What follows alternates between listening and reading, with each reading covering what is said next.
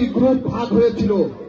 সেখানে মারামারি করে একজন খুন হয়েছে, হত্যা হয়েছে, মার্ডার হয়েছে। আমাদের একজন প্রিয় ভাইকে আমরা হারিয়েছি। তাহলে কি শিখলাম ভাইরা? আমরা কি সত্য হব না?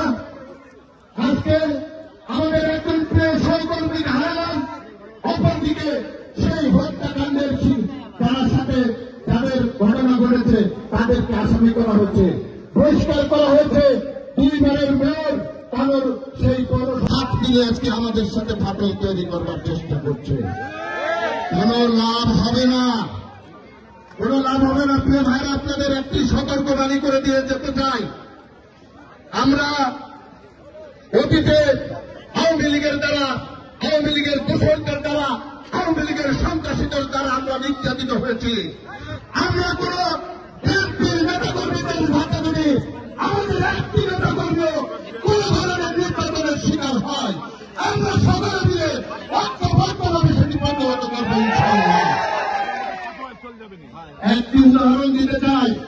এই আমাদের পাশের থানা কানর থানায় গত 2 দিন আগে একটি ঘটনা ঘটেছে। প্রিয় ভাইরা, ঘটনাটি হল আমাদের মধ্যে গ্রুপিং হয়ে মোকাবেলা করার জন্য প্রস্তুত থাকবেন ইনশাআল্লাহ।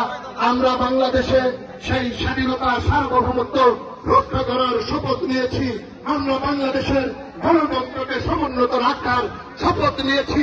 আমরা বাংলাদেশে সাধারণ মানুষের ভোটের অধিকার প্রতিষ্ঠার জন্য শপথ গ্রহণ করেছি। 17টি বছর ধরে কোন শক্তি, কোন ষড়যন্ত্র, জাতীয়তাবাদী দলের কোন নেতা কর্মীকে আওয়ামী লীগ অথবা অন্য কোন দলে নিতে পারে নাই, পারবে না ইনশাআল্লাহ।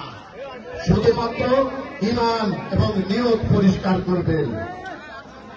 আগামী দিন ইনশাআল্লাহ সেই প্রত্যয় প্রতিশ্রুতি ব্যক্ত করে আমরা ঐক্যবদ্ধভাবে সকল ষড়যন্ত্র মোকাবেলা। তিনি আজকে অসুস্থ অবস্থায় চিকিৎসাধীন রয়েছে। মাওলা, তুমি তাকে সহ বিএনপির যত নেতৃবৃন্দ অসুস্থ আছে, মাওলা সকলকে তুমি শেফায়ে কামেলা দান করে দাও।